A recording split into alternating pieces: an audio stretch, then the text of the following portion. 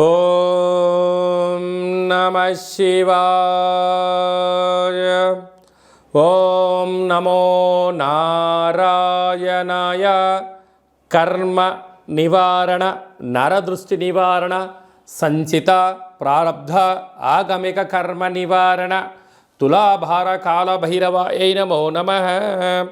ఓం దిగంబరాయ విద్మహే గజవాహనాయ ధీమహి తన్నో కపాలకాల భైరవ ప్రచోదయాత్. ఓం ఇంద్రాణీ శక్తి దేవ్యై నమోస్తుతే. హరి ఓం. మా ఛానల్కి స్వాగతం. చూస్తున్న వీక్షకులకు, ప్రేక్షకులకు, ప్రియ కాళ భైరవ భగవద్బంధులకి స్వాగతం పలుకుతూ, మమ్మల్ని ఎంతగానో ఆదరిస్తూ ఉండబడినటువంటి ప్రియ సోదర సోదరీమణులకు అందరిపైనను, సనాతన ధర్మ సంరక్షకులకు, జ్యోతిష్య అభిమానులకు అందరికీ కూడా స్వాగతం పలుకుతూ, ఆదివారం అమావాస్య పుష్యమి నక్షత్ర సందర్భంగా అందరికీ నిండు నూరేళ్ల ఆయురారోగ్యాలను ప్రసాదించాలని శ్రీ కాళీ సమేత కాళభైరవ స్వామిని వేడుకుందాం. అందులో ఈసారి ఆదివారం అమావాస్య పుష్యమి నక్షత్ర సందర్భంగా రవి పుష్యార్క యోగం అందరికీ కలగాలని, అందరికీ మనతో రాబోయేటువంటి భవిష్యత్తులో ఉండబడినటువంటి 7 తరాల వారికి అద్భుత ధన రాజకీయ యోగ సకల ఐశ్వర్యం ఆనందాన్ని ఆ బుధాదిత్య రాజయోగ కారణము, రవిపుషార్క యోగ కారణము, ఆదివారం అమావాస్య కారణం చేత అందరికీ ప్రసాదించాలని కోరుకుందాం.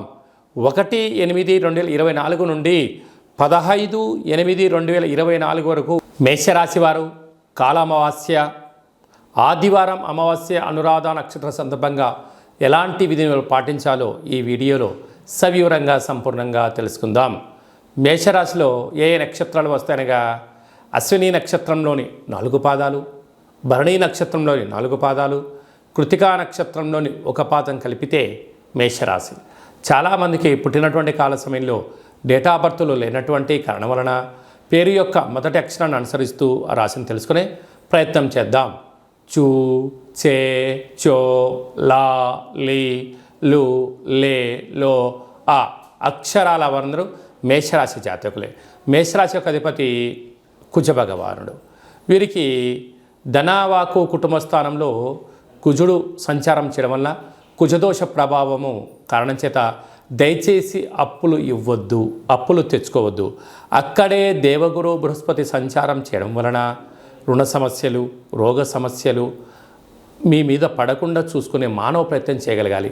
విద్యా వినయ సంపన్నం అంటారు.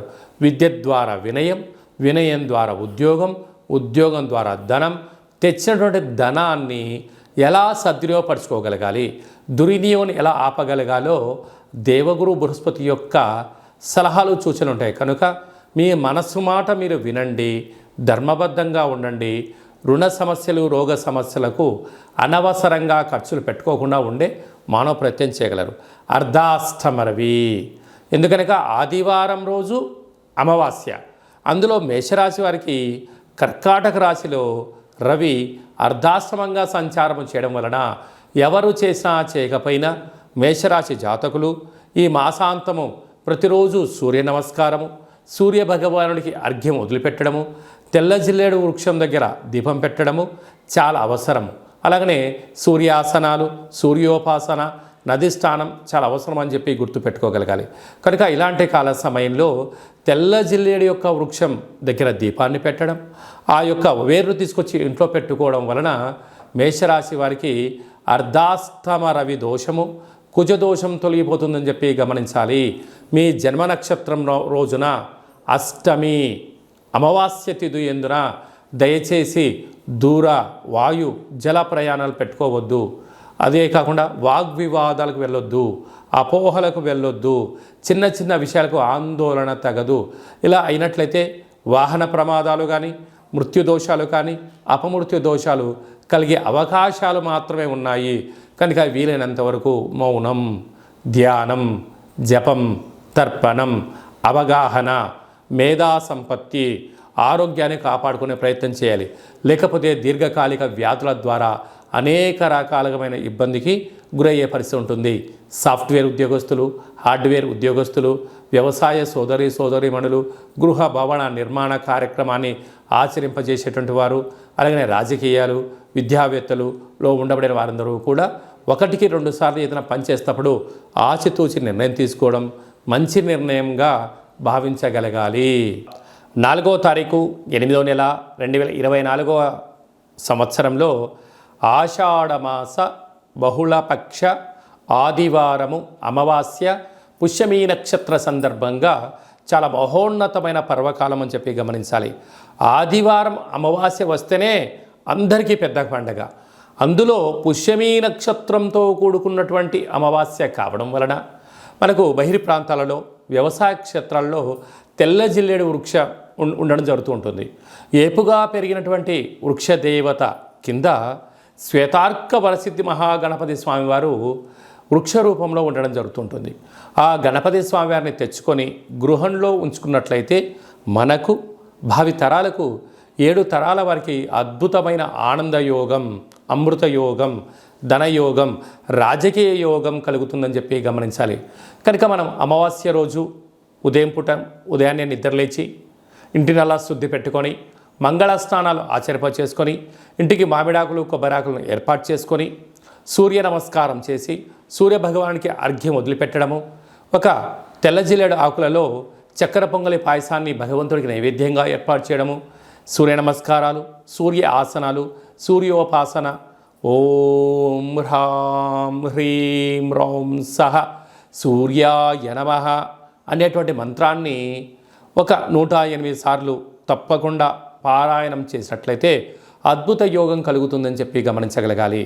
అలాగనే మధ్యాహ్నం పూట గతించినటువంటి పెద్దవారి పేరు పైన నువ్వులు, దర్భలు, నీళ్ళను వదిలిపెట్టడం, పక్షిరాజ వారైనటువంటి కాకిరాజు వారికి ఆహారాన్ని ఏర్పాటు చేయడం, గతించిన వారి పేరు పైన సునకపు మహారాజులకు ఆహారం ఏర్పాటు చేయడం, దేవాలయంలో బ్రాహ్మణుడికి స్వయంపాక దానాన్ని ఏర్పాటు చేయడం వలన గతించినటువంటి వారి యొక్క పితృదేవతల యొక్క ఆశీస్సులు ఉంటాయని చెప్పి గమనించాలి.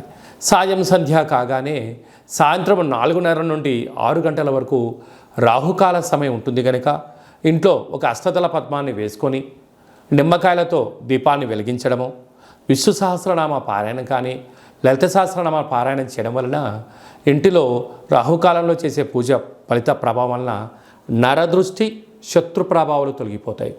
చీకటి పడ్డాక లేకుంటే ఉదయం కానీ ఇంటికి ఒక ఎర్రటి గుమ్మడికాయను దిష్టి తీసి పలగొట్టడం, దారం కలిగిన నిమ్మకాయని కట్ చేసి గడపకు ఇటువైపు అటువైపు పెట్టడం, కార్లను, ఫ్యాక్టరీలను, కర్మాగారాలను శుద్ధి పెట్టుకొని సాంబ్రాణితో ధూపం వేయడం వలన ప్రశాంతత కలుగుతుందని జరుగుతుంది. మిగతా రోజుల్లో 1000 జపం చేస్తే ఎంతటి ఫలితం వస్తుందో ఆ రోజు ఒక్క నామాన్ని స్మరించిన కాళభైరవ అన్న, కాళికామాత అన్న, వెంకటేశ్వర అన్న, ఓం నమశివాయ అన్న అద్భుతమైన ఫలితం కలుగుతుంది అని చెప్పి గమనించాలి. ఆ రోజు చేసే పూజ, ఆ రోజు చేసే దీక్ష, ఆ రోజు ఉండబడిన మౌనము మనకెంతో ఐశ్వర్యాన్ని, ఆనందాన్ని మనకు కలిగిస్తుందని చెప్పి గమనించగలగాలి. అదే కాకుండా ఆ యొక్క అమావాస్యను కాళ అమావాస్య అంటారు. అంటే కాళిదాసు లాంటి వాళ్ళు, బట్టి విక్రమార్కుడు లాంటి వాళ్ళు, శివాజీ చక్రవర్తులు లాంటి వారందరూ కూడా ఇలాంటి రోజులలోనే సాధన చేసి కాళ స్వరూపమైనటువంటి కాళికామాతను, కాళభైరవ స్వామిని ప్రసన్నం చేసుకున్నారని చెప్పి గమనించాలి. అలాగనే మనకు 12వ తారీఖున 13వ తారీఖున శ్రావణమాస శుద్ధాష్టమి సందర్భంగా, కాళ అష్టమి సందర్భంగా కాళభైరవ స్వామి స్మరణ, ధ్యానము యోగదాయకం అని చెప్పి గమనించాలి.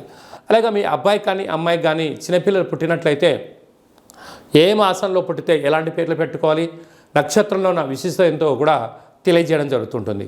ఈ యొక్క మాసంలో పుట్టినట్టు రోజు వారందరికీ కూడా, అలాగే వివాహ వార్షికోత్సవం చేసుకుంటున్న వారందరికీ కూడా మన యొక్క దేవాలయంలో ప్రత్యేకంగా కాళభైరవ హోమం చేయించడం జరుగుతుంటుంది. అలాగనే ప్రసాదం కూడా పంపించడం జరుగుతుంది. మనమందరము కూడా కలియుగ కాలంలో కాళభైరవ స్వామికి స్మరణ చేద్దాం, కష్టాలకు స్వస్తి పలుకుదాం, ఐశ్వర్యానికి స్వాగతం పలుకుతాం. అందరికీ ఆదివారం అమావాస్య పుష్యమీ నక్షత్ర సందర్భంగా ఆశీస్సులు కోరుకుంటూ ఆశీర్వచనం. ఓం కాళకాలాయ విద్మహే కాళాతీతాయ ధీమహి తన్నో కాళభైరవ ప్రచోదయాతు.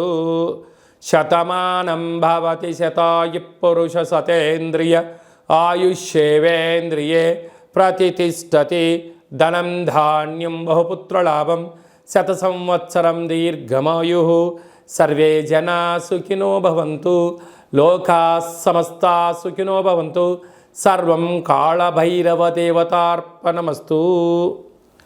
ఈ వీడియో మీకు నచ్చినట్టయితే లైక్ చేయండి, షేర్ చేయండి, మా ఛానల్ని సబ్స్క్రైబ్ చేసుకోండి. అందరికన్నా ముందుగా మీ యొక్క వ్యక్తిగత జాతకం తెలుసుకోవాలనుకుంటున్నారా? అందరికన్నా అదృష్టాన్ని ఐశ్వర్యాన్ని తెచ్చేటువంటి విషయాలు తెలుసుకోవాలనుకుంటున్నారా అన్నట్లయితే గంట సింబల్ ప్రెస్ చేయండి, ఆల్ అనే బటన్ తెలియచేసి మీరు ఎవరి క్షేమాన్ని కోరుకుంటున్నారో, మీ క్షేమాన్ని ఎవరైతే కోరుకుంటున్నారో ఈ ఆధ్యాత్మికమైన సమాచారాన్ని చేరవేసి భగవంతుడి యొక్క ఆశీస్సులు పొందగలరు.